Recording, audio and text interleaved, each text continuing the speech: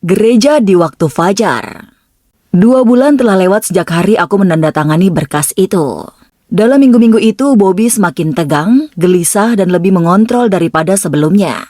Aku ingat betapa inginnya ia mengadakan pernikahan pada tanggal 5 Oktober, hari ulang tahun ayahku dan adikku Jeremy. Semakin dekat tanggal itu, aku panik. Perutku mual, memikirkan ia mengikatku di hari yang seharusnya merayakan 2 orang yang paling kucintai. Rasanya seperti peringatan, seperti ia sedang menajamkan pisau sebelum mengiris. Ketakutan itu mendorongku membuka Google. Tengah malam, ku cari apapun yang terlintas. Langkah-langkah sebelum pernikahan Katolik. Bisakah seseorang menikahkanku tanpa persetujuan? Apakah pengakuan dosa termasuk persiapan? Apa yang terjadi jika mempelai perempuan berkata tidak? Aku berpegang pada setiap jawaban. Ku biarkan diriku percaya bahwa pernikahan Katolik butuh persetujuan, pernyataan, kelas, dan prosedur. Pastor harus mendengar aku berkata iya. Kuulangi diriku. Berarti aku masih punya kuasa. Kalau sampai saat itu, aku bisa mengatakan semuanya pada pastor, memohon pertolongan, dan mereka akan menghentikannya. Aku lebih percaya gereja daripada kantor perlindungan anak yang dulu gagal melindungiku. Keyakinan kecil itu memberiku sedikit tenang. Tetap saja, pencarian itu menarikku kembali pada satu kenangan yang membuatku tidak nyaman. Beberapa minggu sebelumnya, kami sempat bertengkar lagi. Sudah 2 tahun sejak satu-satunya kencanku dengan Milo, tetapi ia masih belum bisa melepasnya. Ia menangis, bilang aku tidak tahu seberapa parah aku telah menghancurkan hatinya. Bagaimana aku telah menodai hubungan kami dengan orang lain. Katanya, itu membuat tekanan darahnya tinggi, bahwa aku sudah terlalu sering berdosa terhadapnya. Lalu ia mengatakan sesuatu yang memuntir perutku. Ia tidak bisa menerima kenyataan bahwa setelah semua yang ia ajarkan padaku, cara memuaskan laki-laki, cara menjadi seorang yang ia mau, orang lain yang akan menikmatinya. Ucapannya terdengar pongah, nyaris jumawa, seolah aku adalah sesuatu yang ia bangun dan miliki. Nada ucapannya bukan sayang atau terluka, melainkan memiliki. Kulitku merinding. Aku diam, terlalu muak untuk merespon, tetapi juga sudah terlalu terbiasa karena setiap dosa selalu diputar menjadi milikku. Hari itu ia menyuruhku memakai baju kantor, blus biru dan rok krem yang kubeli untuk peran sinetron. Ia memaksa riasan yang lebih tebal daripada biasanya. Padahal hampir selalu ia bilang lebih suka aku tanpa make up. Aku tidak bertanya. Mungkin ia hanya ingin aku terlihat rapi. Ia mengajakku berkendara jauh ke daerah keluarganya. Sesampainya di sana, kami tidak masuk ke gereja utamanya. Ia menuntunku ke ruang kecil di belakang kantor pastor. Pastornya duduk di meja, kertas-kertas dijepit di papan. Wajahnya gugup, canggung. Bobby masuk duluan, berbicara dengan pastor, sementara aku menunggu di luar, lalu giliranku. Pastor bertanya, apakah aku siap mengaku dosa? Aku kikuk. Kupikir pengakuan dosa seharusnya di dalam gereja, di bilik, tertutup seperti di film. Tapi aku duduk. Aku mulai dengan hal-hal kecil dari masa kecil, seperti suka mengarang cerita dan menggoda teman sampai kebablasan. Lalu kuceritakan yang lebih berat. Kataku belakangan ini, aku sering menyakiti orang tuaku.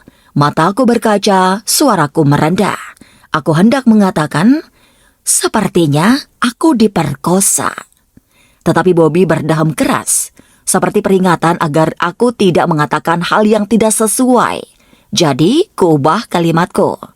Aku melakukan perzinahan dengan pacarku. Pastor hanya mengangguk, penanya bergerak di atas kertas, tanpa penghiburan atau bimbingan, seolah ia tidak benar-benar mendengarkan. Selesai dan keluar, Bobby bersandar di dinding sambil merokok menyeringai. Ia mendengar semuanya, ia tahu semuanya. Kenangan itu membuatku gelisah. Jika pengakuan dosa seharusnya membersihkan, pengakuan itu justru membuatku merasa diawasi, bukan diampuni. Setelah kupikirkan lagi, rasanya itu bukan tentang iman, melainkan bagian dari sesuatu yang sedang Bobby siapkan tanpa sepengetahuanku. Jika itu bagian dari persiapan pernikahan, berarti aku sudah terjebak. Tetapi saat tanggal 5 Oktober datang, tidak terjadi apa-apa. Karena penasaran, kutanya apakah ia mendengar kabar dari pengacara. Bobby mengakui mereka mundur. Mereka meminta uang lebih banyak daripada yang ia punya. Ia bilang aku tidak perlu khawatir. Ia akan cari cara lain Tuhan tidak akan membiarkan siapapun menghalangi kami. Di dalam hati aku berdoa, tidak ada gereja yang setuju, tidak ada pastor yang berani melanggar aturan. Baru kemudian, setelah pencarian tengah malam itu, muncul cemas yang dingin. Kenapa tidak ada satu informasi yang mengatakan kamu harus membuktikan baptis untuk bisa pengakuan dosa? Untuk apa ia butuh surat baptisku? Beberapa hari kemudian, sinetronku akhirnya selesai. Hari terakhir di lokasi, adegan terakhir, salam perpisahan terakhir. Koperku sudah terisi baju untuk sebulan, naskah dan segala kekacauan hidup di lokasi. Yang kurasakan hanya lega. Lega semuanya selesai. Lega akhirnya bisa pulang. Jujur saja, sejak hari pertama aku sudah kelelahan. Sejak pertama kali syuting, aku merasa tidak punya tempat. Aku bahkan tidak tahu harus duduk di mana. Aku anak baru, wajah baru yang dilempar ke lingkungan yang semua orangnya sudah tahu aturan. Aturan yang tidak ada yang mau menjelaskan. Aku berakhir di sofa ruang tunggu, dia menunggu adegan pertamaku. Aku tidak tahu itu tempatnya dia. Tidak ada yang memberitahu. Lalu ia masuk. Pemeran utama, bintang yang semua orang mengitari. Ia menatap tepat padaku. Aku berdiri, berusaha sopan, tubuhku bergerak lebih cepat daripada otakku. Aku tersenyum kecil, gugup dan hormat. Ia tidak membalas senyum, tidak menyapa. Ia mengamatiku dari ujung rambut sampai ujung kaki. Seperti ada barang yang tiba-tiba dikirim ke rumahnya tanpa ia pesan. Tidak tahu lagi harus bagaimana, aku duduk kembali. Ia keluar ruangan dan kembali bersama asistennya yang membawa kaleng semprot serangga. Sambil tersenyum, tetapi bukan senyum hangat. Ia menyemprot udara di depanku. Senyum yang dibuat untuk mempermalukan. Lalu dengan nada manis ia berkata, "Ups, aku nggak tahu ada yang duduk di sofanya pemeran utama." Tidak ada orang lain, hanya kami bertiga. Si artis berdiri dekat pintu, tangan terlipat, menonton seperti sutradara yang menikmati adegan, menahan tawa sebelum keluar. Dan tentu saja, alih-alih marah, aku malah merasa bersalah. Aku minta maaf, bilang aku tidak tahu itu sofanya. Perundungan tidak berhenti di situ. Ia menjadi bagian dari setiap hari, menyusup ke momen paling kecil, sampai aku tidak bisa lagi membedakan mana awal dan akhir. Setiap langkah terasa seperti berjalan di atas kaca, menunggu retaknya. Jadi, ketika semua selesai, aku lega. Tapi aku juga bangga. Ini pekerjaan pertama yang pembayarannya masuk langsung ke rekeningku. Itu satu-satunya alasan Bobby mengizinkanku bekerja lagi. Aku baru 18 dan untuk pertama kalinya boleh membuka rekening atas namaku.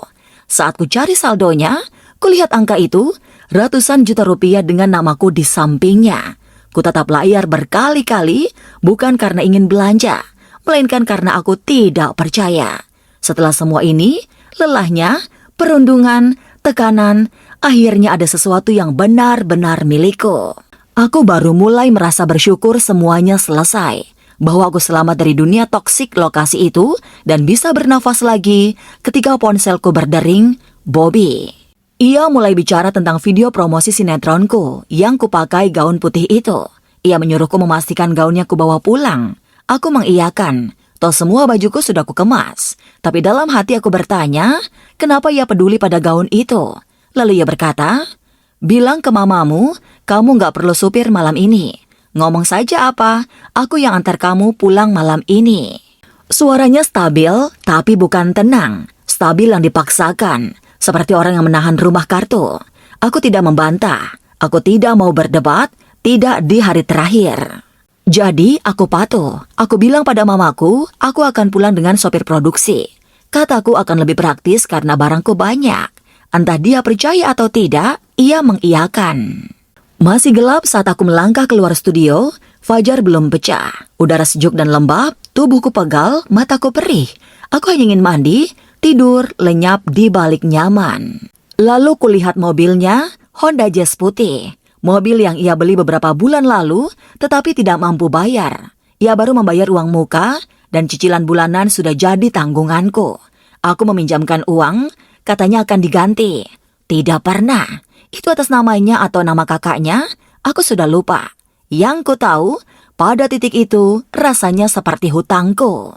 Melihat mobil itu dengan kaca gelap dan mesin mati, aku merasa aku tidak akan pulang. Ia menurunkan kaca, wajahnya sulit terbaca dan menyuruhku naik. Aku naik. Ia menyetir, bukan ke rumahku. Kutanya kami kemana, ia bilang ke rumahnya. Ayahnya mau bicara soal ide bisnis rental mobil.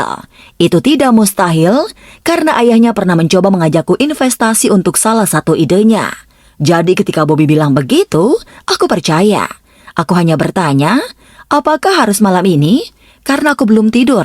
Tetapi wajahnya menegang, dan ia menyuruhku tidur saat itu juga. Jalan makin sepi, kota berganti rumah kecil, lalu pepohonan, lalu tanah kosong. Album Alter Bridge membahana dari speaker.